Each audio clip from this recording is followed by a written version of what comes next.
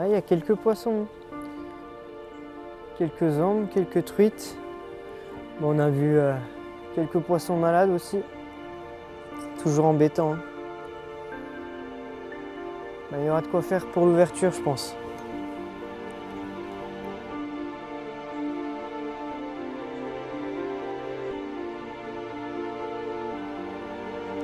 Ah ouais, elle est belle celle-là, hein. Ah ouais, c'est un beau poisson. Alors bonjour à tous, dans cette vidéo on va voir ma petite stratégie pour l'ouverture. Donc je vais essayer de faire quelque chose de concis et d'assez simple. Donc si vous pêchez à la mouche à l'ouverture, il y a des périodes qui vont être plus favorables que d'autres. Il faut souvent pour avoir de l'activité qu'il y ait du soleil. Donc moi les périodes que je conseille c'est de 11 h jusqu'à 15 h. Si vous voulez avoir du gobage, souvent c'est dans cette période. Ensuite sur les autres créneaux horaires, vous pouvez bien sûr pêcher à la mouche. Mais les poissons sont souvent moins actifs, surtout quand l'eau est froide comme ici. Voilà, vous pouvez faire les bordures. Moi, c'est ce que je fais. Le matin, à l'ouverture, j'arrive, je monte ma canne, 9 pieds, soit 5 ou soit 6. Je me monte avec une pointe en 14 ou en 16 centièmes, voire même 18, parce que quand on ne peut pas aller dans l'eau, il faut pouvoir bien tracter le poisson. Donc voilà, moi je fais ça. Je fais les bordures d'entrée. Donc voilà, souvent, ce qui est bien, c'est d'aller repérer les poissons quelques jours avant. Voilà, vous allez repérer les truites sur les bordures. Comme ça, le matin, à l'ouverture, vous êtes le premier à passer sur la bordure. Voilà, et là, vous vous mettez en 14-16, vous vous embêtez pas, ça fait 6 mois qu'elles n'ont pas été pêchées. Donc une grosse faisante tail, soit tête cuivre, soit tête orange, voilà, quelque chose qui se voit bien quand même. Et si votre approche est discrète, normalement ça peut le faire. Donc voilà, la première chose c'est ça. Après moi, la deuxième chose, s'il n'y a pas de poisson sur les bordures, ça arrive. Moi ce que j'adore faire, c'est pêcher au streamer. C'est vraiment ma pêche à l'ouverture. Donc voilà, les streamers, voilà, ça va être quelque chose quand même de bien plombé. Là c'est un streamer avec une bite tungstène de 4,5. Voilà, en hameçon jig. Moi j'aime bien quand même qu'il se voit bien, donc j'utilise un peu de fibre qui reflète dans l'eau. Ensuite je mets un petit peu de orange. Ça permet d'avoir quelque chose d'assez attractif pour l'ouverture, c'est bien. Et vraiment il faut que ça soit lourd. Parce que souvent on a des eaux quand même qui tirent. Donc moi c'est comme ça que je pêche beaucoup. Voilà, bite 4,5, c'est un streamer qui fait pas loin du gramme. Donc voilà, si vous pouvez utiliser ces streamers en pêchant comme un infophile, donc que du nylon. C'est comme ça que s'il n'y a pas de poisson sur les bordures, c'est comme ça que vous pouvez toucher du poisson. En tout cas pour moi, c'est ce que je fais dans les trous. Parce que les poissons, quand il n'y a pas de soleil, vraiment, il faut les chercher dans les calmes, dans les trous. Et il ne faut pas les chercher quand il y a trop de courant. Parce que l'eau est très froide, donc il faut qu'ils économisent leur énergie. Donc il va être plutôt dans les calmes, voilà. Bordure, remous et dans les trous. Ça, c'est ma stratégie. Beaucoup de streamers, de la bordure. Si vous avez de la chance, vers 11 h jusqu'à 15 h, s'il y a un peu de soleil ou un réchauffement de la température de l'eau, vous allez avoir des mouches sur l'eau.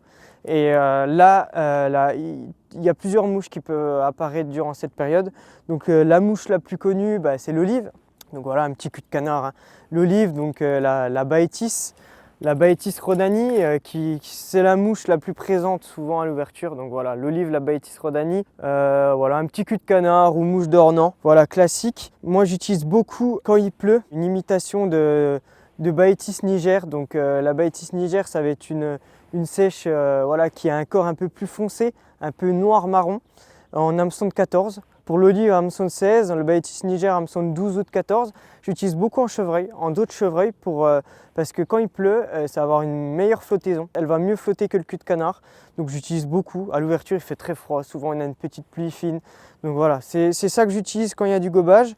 Et sinon, il y a la célèbre marche brown, hein.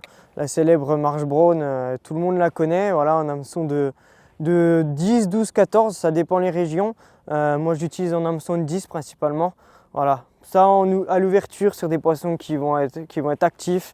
Ça fait 6 mois qu'ils n'ont pas été pêchés. N'hésitez pas à mettre une belle mouche, quoi. Du 12, du 14, du 10. Si vous voulez une mouche d'ensemble, voilà, l'oreille de lièvre.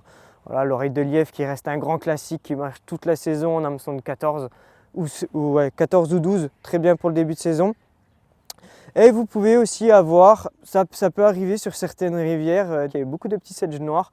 Donc voilà, vous pouvez utiliser ce type de modèle, donc avec une collerette en chevreuil, voilà, des petits culs de canard, sedge noir, quoi.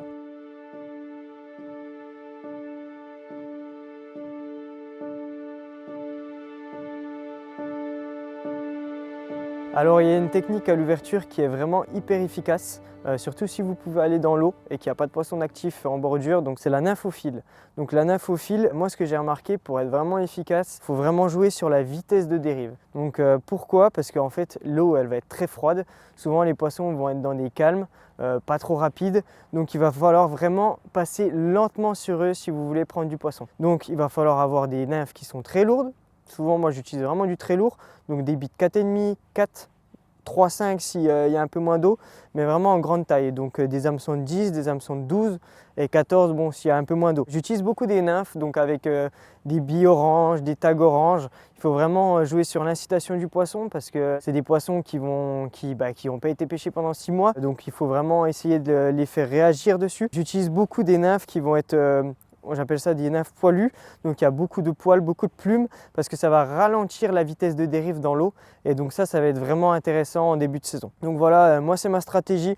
Donc une grosse nymphe assez volumineuse, poilue en nymphe de pointe, vraiment pêcher très lentement, racler le fond. Une nymphe en potence, donc en hameçon de 16 ou 14. Voilà ce que je peux dire, ma stratégie d'ouverture en nymphophile, et c'est une technique qu'il ne faut surtout pas négliger si vous pouvez rentrer dans l'eau et si vous pouvez peigner les courants et les fosses. J'espère que cette petite stratégie d'ouverture vous aura plu, que ça vous aura apporté des réponses et que ça vous aidera à patienter jusqu'à l'ouverture. En tout cas, n'hésitez pas à me dire en commentaire si vous avez fait des beaux poissons à l'ouverture. Ça me fera bien plaisir d'avoir des retours. Et voilà, je vous souhaite une bonne journée à tous. Voilà, merci.